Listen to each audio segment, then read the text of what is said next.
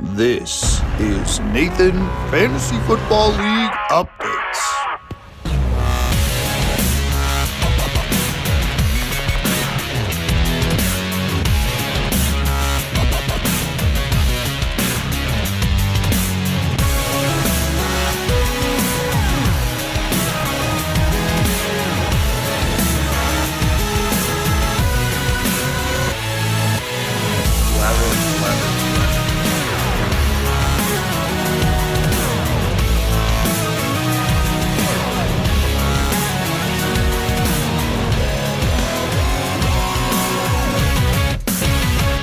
Nathan, Fantasy Football League Updates, welcome back. Week 1 is in the books. It was an awesome week 1, and overall, a lot of teams started to set the foundation for their season.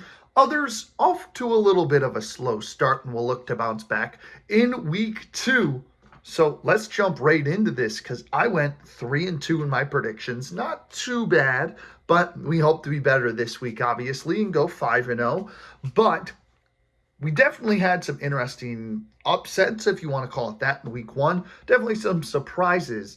And we're excited to get you not only the recap of week 1, but what I expect to happen in week 2 to begin our Fantasy Football League season.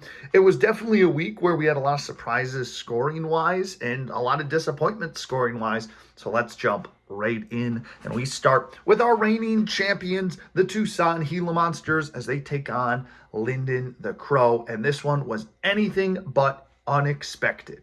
150 to 106. Linden the Crow gets the job done. Just a horrible start from the Gila Monsters this season. Not too thrilled about it.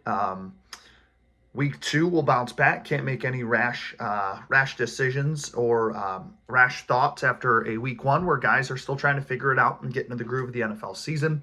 For Linden the Crow, I mean, everything just went right. Their quarterback play, Justin Fields and Kyler Murray, was awesome. Running back room, Chuba Hubbard was great. Genty was serviceable. And how about Marvin Harrison Jr. having a big breakout game? Big miss off the bench, though. 20 points from Javonte Williams and 12 points from Kyle Pitts.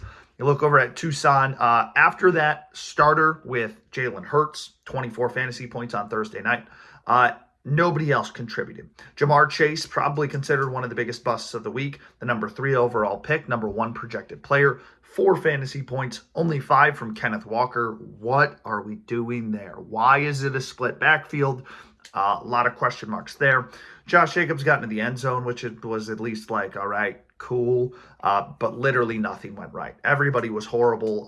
Tedro McMillan showed signs of being good, so looking forward to seeing him develop this year. Big miss, Aaron Jones off my bench with 15 and Chris Olave with 12. Lowest scoring points of the week for reigning champs. Not what I wanted to see. Hoping to bounce back here in week 2. Just very, very disappointed overall. And we will look to adjust and see more offense, hopefully from Jamar Chase and the rest of this team in week 2. We move on to matchup number 2 between the Bangkok Ballin' Boas and the Guantanamo Bay Flying Squirrels. And this one, very similar to the last one, a 150 to 107 rout for the Bangkok Ballin' Boas. A big win for them to get their season started. Disappointing first week for the Guantanamo Bay Flying Squirrels. Looking at the numbers-wise, the Ballin' Boas got 29 fantasy points from Lamar Jackson in that incredible Sunday night game. They got 18 from CeeDee Lamb, 23 from the rookie Emeka Egbuka, and then 16 from the Broncos defense and 12 from Tyler Loop, your kicker. The biggest disappointment was Dak Prescott with 7 and then 4 from that running back 2 option that we know there's going to be a rotation. That was Isaiah Pacheco. You're hoping to see a little bit more from him. And Brian Thomas starting the year out with only 9 points. He got in the end zone, but it was on a rushing attempt. Not a ton of targets in week 1. We'll see if he can change that in week 2. Looking on your bench, no really big misses. Everybody on the bench did not really perform that solid, so you are very happy with the guys you started. It was the right lineup. Now, looking over to the Guantanamo Bay Flying Squirrels, Very, very disappointing quarterback play from Joe Burrow and CJ Stroud, both of them with 8. Saquon Barkley looked good with 18, and James Cook also with 21. I mean, every offensive player, it felt like in the Bills-Ravens game, was worth a start in fantasy this week. Garrett Wilson showed out with 22, but -7 from the Ravens defense. So the offense was great for that game. Defense, horrible. And A.J. Brown, who probably is the bust of the week, 1.8 fantasy points, only saw like 2 or 3 targets. Really bad performance. Him and Jamar Chase have to be like joint bust of the week there. So you're hoping for a little bit better performance next week from them. Looking at your bench, big miss. Deebo Samuel with 12. Dallas Goedert with 11, because you did start Mark Andrews, who only got 1, and Keenan Allen had 19. So a couple big misses there on the bench for the Flying Squirrels that could have really helped them make this one interesting. We'll see what adjustments they make next week. Let's quickly move on to matchup number 3. The Avengers take on the Empire Strikes Back. This one a little bit closer, 137 to 122. The Michigan Avengers get the first win of the year. No surprise there. They always find a way to win, it feels like. We'll look with the Empire Strikes Back. Cam Ward, the rookie, really tough first week, only 2 fantasy points, but 20 from Jaden Daniels. And how about Christian McCaffrey returning, looking good and healthy, 23 fantasy points. Breece Hall is back with 16.5 and 23 from Puka Nacua. The big kicker, though, 0 from Xavier Worthy and a possible injury tag. He had to leave that game early due to a self-inflicted teammate injury.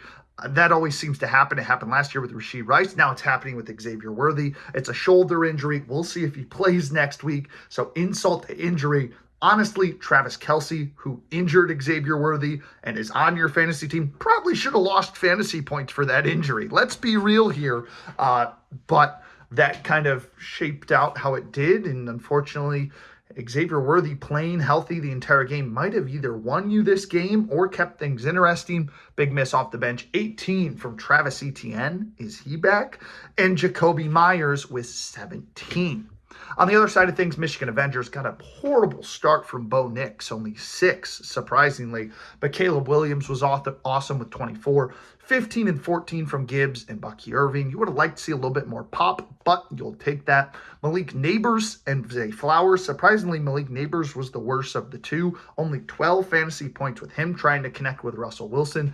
But Zay Flowers, 28 fantasy points in that monster matchup between the Ravens and Bills. And then Brock Bowers chipped in 15. Big miss off the bench, 20 points for Michael Pittman Jr. and 14 from Dalton Kincaid. So a couple misses there. We'll see if the Avengers adjust. We'll see what the Empire do to try to counteract Xavier Worthy. Probably going to be out for a couple of weeks with that shoulder injury. But the Avengers get a huge win. And we're on to matchup number 3. The Brooklyn Bunnies took on the Zestmeisters. And the Bunnies took care of business. 136 to 116.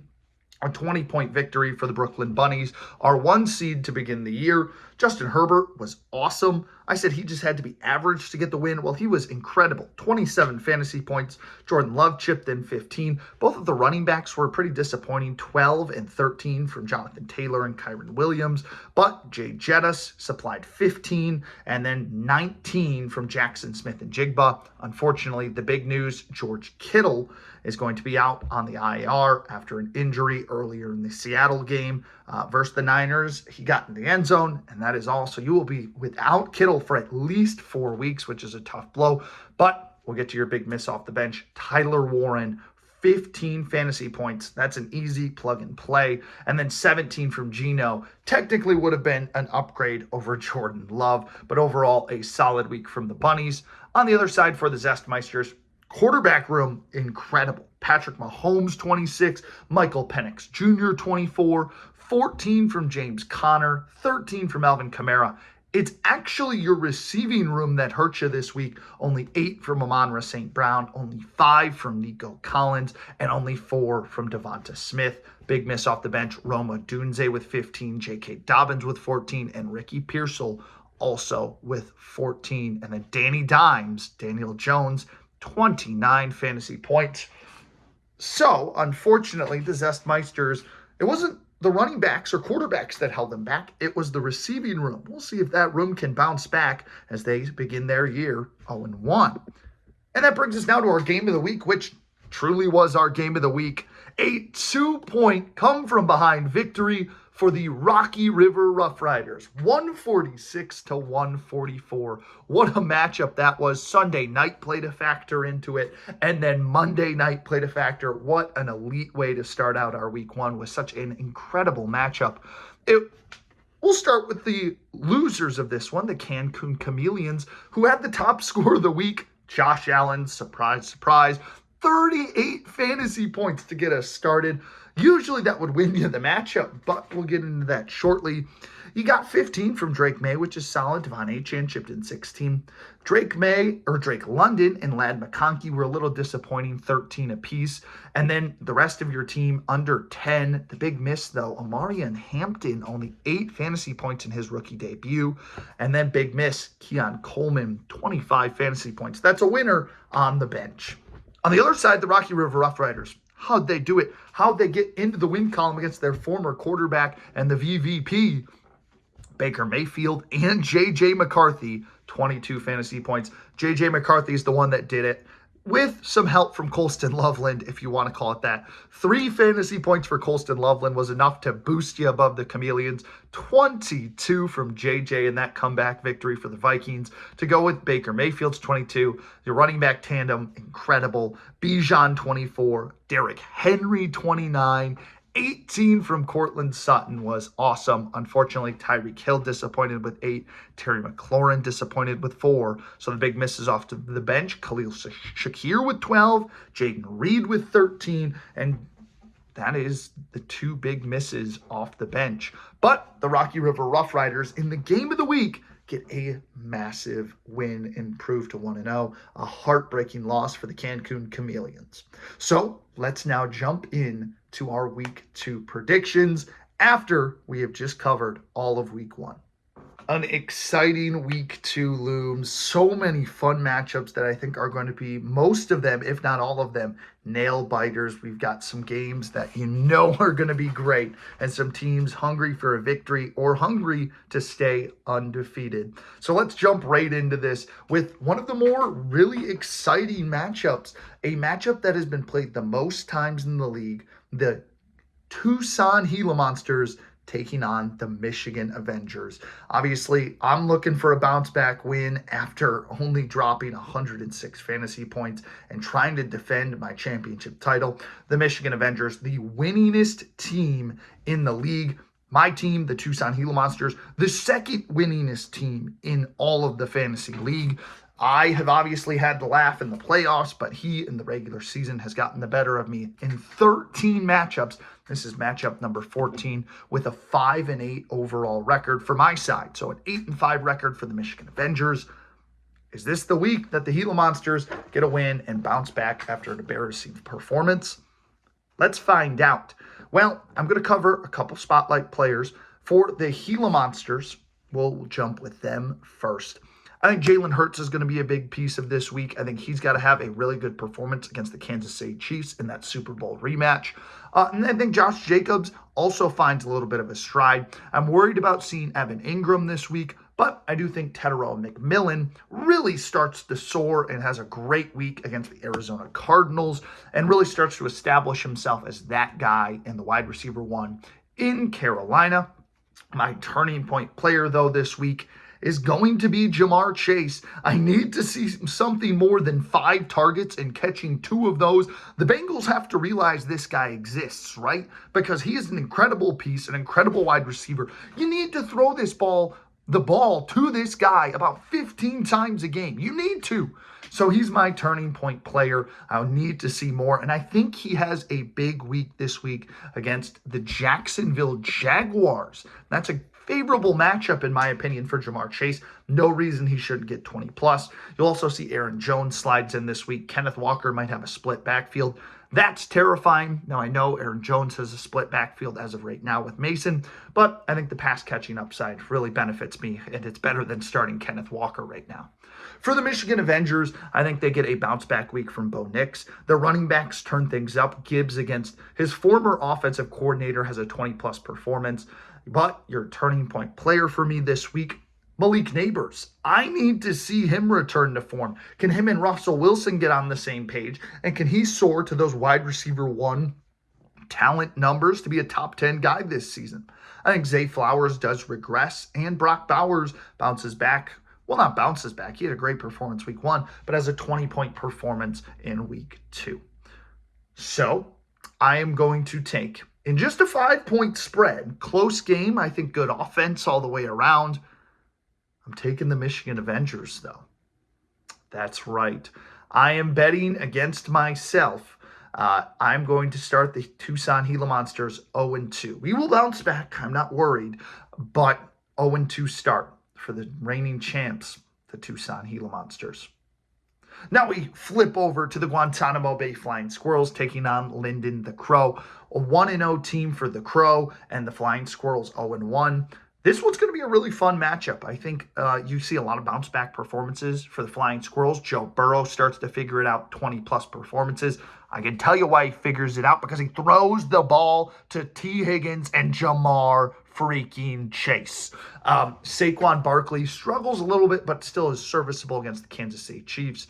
And Garrett Wilson kind of regresses, but your turning point player this week, A.J. Brown, who had probably the worst performance of a top 20 pick last week, he performs serviceable. Nothing great against the Chiefs because Saquon's going to get a lot of the touches, but because the run game isn't working as well, A.J. Brown is involved just a little bit more. And then you also notice Dallas Goedert slides in at the tight end position.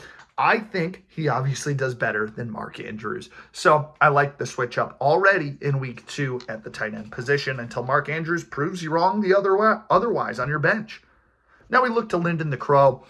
They have proven they can be consistent scorers in week 1. Now it's a matter of, can they do that consistently?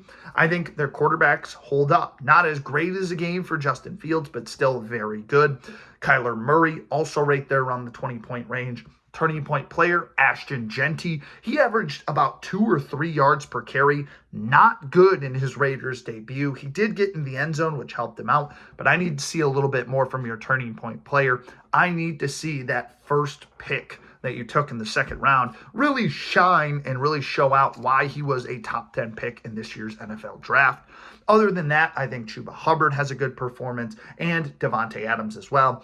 You're starting Kyle Pitts. I think that's a nightmare. Anytime anybody puts him in the starting lineup, he's horrible. So that's my prediction. And then Javonte Williams will be your flex after a 2-touchdown performance on Thursday night. Does he shine now with the spotlight on him? We'll find out. So now on to my predictions. A 4-point spread for this one. Close matchup.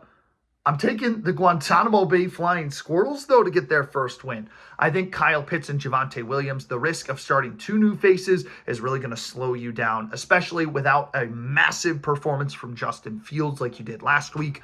I think you're going to fall with more of these pieces starting to figure it out for the Flying Squirrels, specifically at the quarterback position that really held them back, and A.J. Brown gets a little bit more familiar with catching the football in week 2. So we're through 2 matchups. Let's head on to matchup number 3. My number 10 team against my number 9 team in the preseason rankings. The Empire Strikes Back versus the Zest Meisters. This one I think is going to be really close as well. 2 really good squads going to be battling for that first win of the year. And I think the Empire Strikes Back first and foremost. Has a good performance from Jaden Daniels. Not so much from Cam Ward. How about CMC, though? A monster game against the New Orleans Saints. Breece Hall is back and performs well, and Puka Nacua plays pretty awesome. Turning point player, Travis Etienne. I think he'll be about that 15, 16-point range. I think he might be back, too. So I do not hate Etienne here really having a good performance in week 2, and all of a sudden you look, wait a minute, he might be back in like he was, along with Breece Hall and CMC. A lot of running backs trying to prove themselves for the Empire. On the other side for the Zestmeisters, quarterback play continues to shine with Mahomes and Michael Penix. Kamara and Connors play really well. Your turning point players this week, Amon-Ra St. Brown and Nico Collins. I think they both take a big step forward compared to last week. I think the offense for the Lions starts to figure it out. Same with the Texans. I think on Monday night, Nico Collins shines a little bit more. He played 100% of the snaps. CJ Stroud's just got to get this guy the football a little bit more. And I think both of them have a bounce back week, which will really help keep this thing close. Is it enough for the Zestmeisters to win? Let's find out.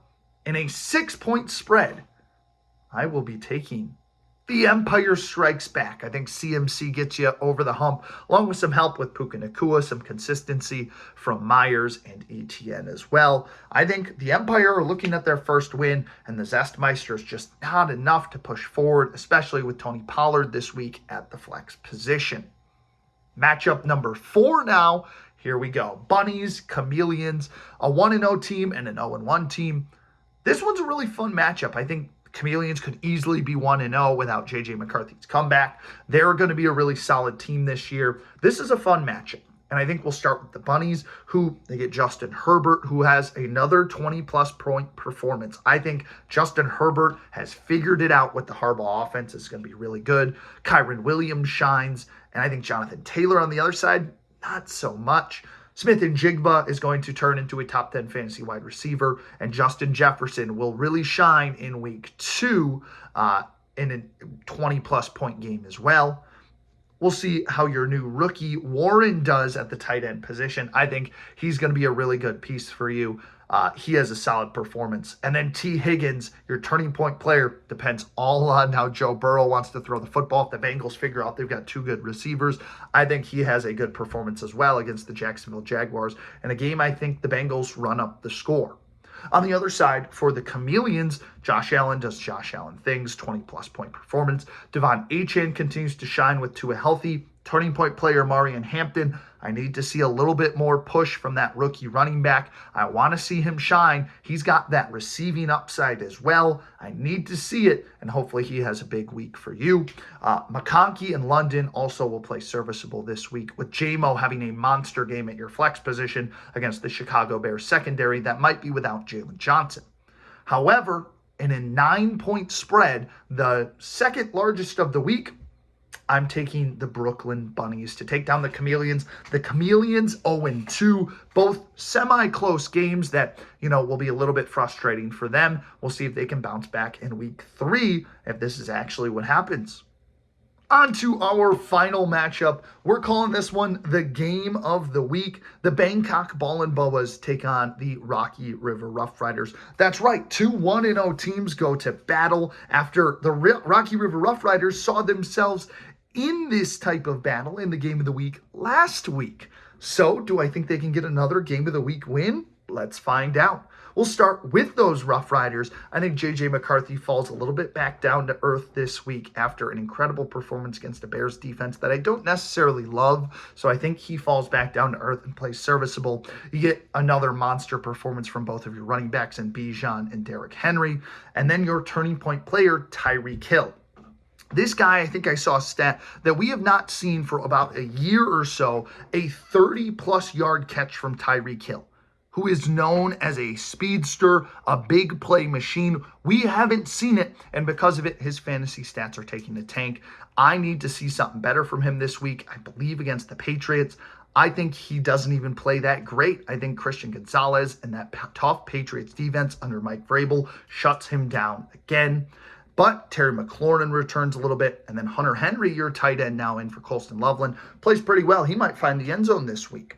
On the other side, for the Bangkok Ball and Boas, I think you've got the top scorer of the week. In the game of the week, it's Lamar Jackson. I think he dominates the Cleveland Browns this week, runs all over their defense. Dak Prescott plays well against the New York Giants. And then Chase Brown as well plays awesome. Now, your turning point player is going to be Mason, your running back 2, Jordan Mason, that is. I think he has to play well in a split backfield. He performed well because, he performed all right with 8.5 fantasy points. He's got to start to try to take that job. I don't think he's got the pass catching upside. So I do take Aaron Jones there in that running back room, and I think Mason struggles this week. But I think both your wide receivers, CeeDee Lamb has a monster game after those dropped passes on Thursday night. He shows up with a 20-plus point performance. And then Brian Thomas Jr. has close to a 20-point performance along with Trey McBride. And then Ibuka kind of settles down a little bit. People know what to expect from the rookie now, and they're able to lock in just a little bit more. So in our game of the week, this one's got the biggest spread, though, despite being the game of the week. I think in a 10-plus point spread, I'm taking the Ballin' Boas. That's right, with the top scorer of the week in Lamar Jackson, Chase Brown, I think having a good week. That wide receiver duo and tight end duo, give me the Ballin' Boas to stun the Rough Riders, who unfortunately can't keep it as close as I think they would want to, due to kind of some players who had monster weeks last week not recreating that here in week 2. So there you go. There are all 5 of my predictions for week 2. We've got the Michigan Avengers winning. We've got the Guantanamo Bay Flying Squirrels, the Empire Strikes Back, the Brooklyn Bunnies, and the Bangkok Ballin' Boas, all winners in week 2. Let me know what you think in the comments below. What was your most and biggest surprise from week 1? Who are you hoping takes home the win here in week 2? Let me know in the comments below. And let me know who you think will be the top scorer of week 2. Until next week, we will see you with our week 2 recap and week 3 predictions next Wednesday. Until then, have a good one, and we'll see you real soon on the Nathan Sports Talks channel.